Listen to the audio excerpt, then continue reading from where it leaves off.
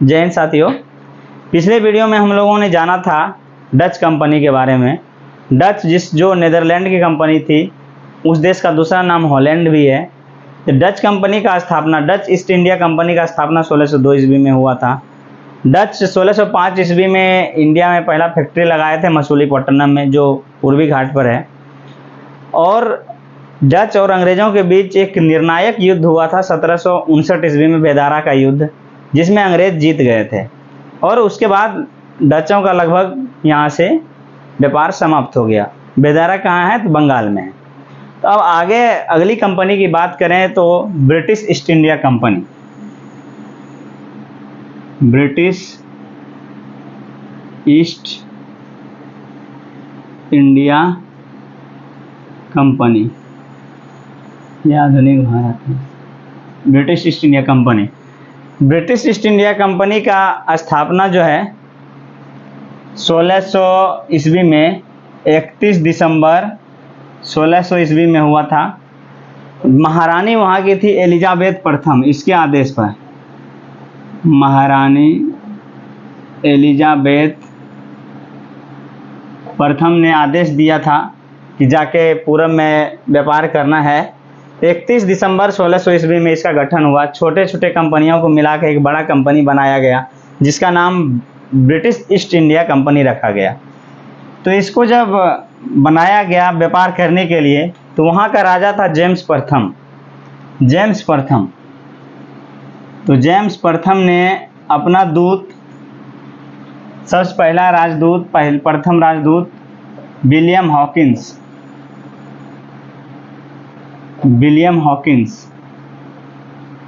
ने भेजा, भारत भेजा। उस समय यहाँ पे मुगल शासक चल रहा था। विलियम हॉकिंस फारसी का जानकार था, ये फारसी भाषा जानता था अच्छा तरह से, फारसी का विद्वान था। तो उस समय यहाँ मुगल बादशाह जहांगीर थे। तो उस समय जहांगीर थे, उसके मुगल काल का जो भाषा था फारसी ही था, तो यही जानता था, इसको भेजा। ये जहांगीर के समय 1609 ईस्वी में, 1609 में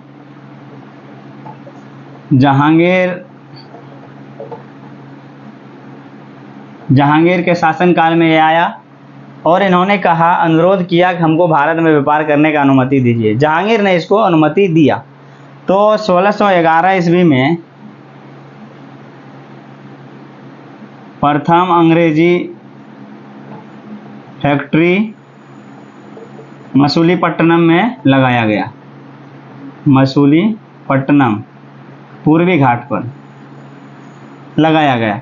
उसके बाद अंग्रेजों के द्वारा फिर से 1613 ईस्वी में सूरत में, 1613 में सूरत में पश्चिमी घाट में, ये पूर्वी घाट मसूलीपट्टनम, ये पश्चिमी घाट में लगाया गया। इससे भी अंग्रेज जब संतुष्ट नहीं हुए, तो फिर से जेम्स प्रथम ने फिर से अपना दूत भेजा। 1615 ईस्वी में वो आया। कौन? तो थॉमस रो या थॉमस रो, दोनों एक ही नाम है। 1615 में ये फिर जहांगीर के काल में आया और इन्होंने बोला कि हमको और व्यापार करने की अनुमति दीजिए। ये 1619 तक भारत में रहा। आया का इसके काल में, जहांगीर के काल में ही, जहांगीर से ही इन्होंने अनुरोध किया और 1619 तक भारत में रहकर कई जगह व्यापारिक कंपनी स्थापित करवा लिया इन्होंने। अब आगे अगर बात करें तो एक अंग्रेज थे फ्रांसिस डे। 1639 में फ्रांसिस डे नामक अंग्रेज ने, फ्रांसिस डे चंद्रगिरी के राजा से, किससे? चंद्रगिरी के राजा से फ्रांसिस डे ने चंद्रगिरी के राजा से मद्रास पट्टे पर ले लिया। मद्रास पट्टे पर लेकर वहाँ पे एक किला बनाया, फैक्ट्री लगाया वहाँ पे। किला का मतलब उस समय अंग्रेजों के समय उसको फैक्ट्री माना जाता था। उसका नाम पड़ा फोर्ट सेंट जॉर्ज।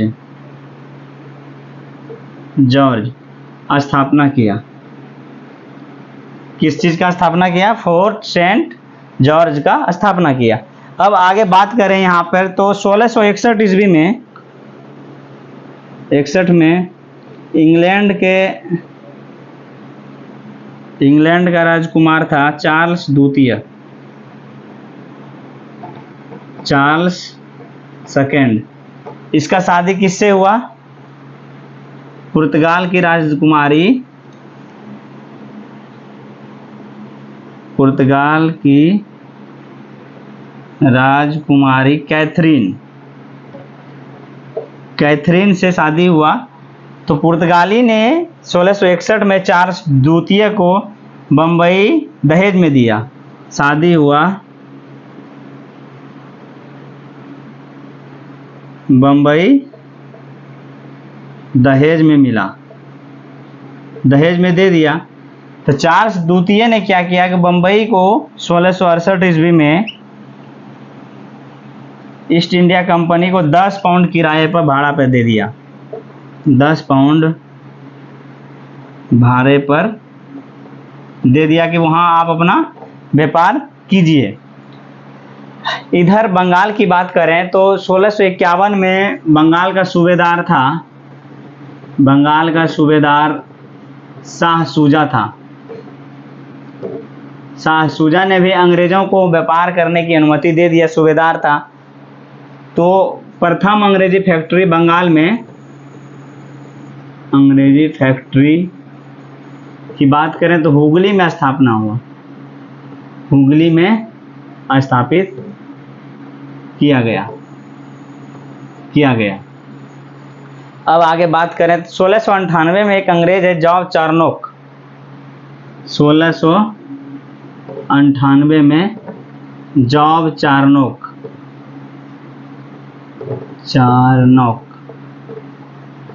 चार्नोक ने बंगाल को प्राप्त किया 1200 रुपया के किराए पर।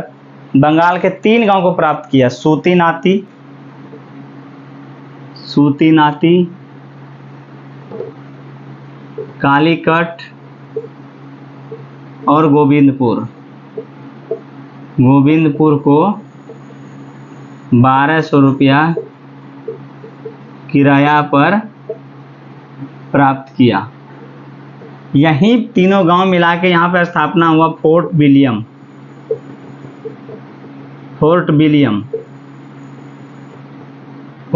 का स्थापना हुआ।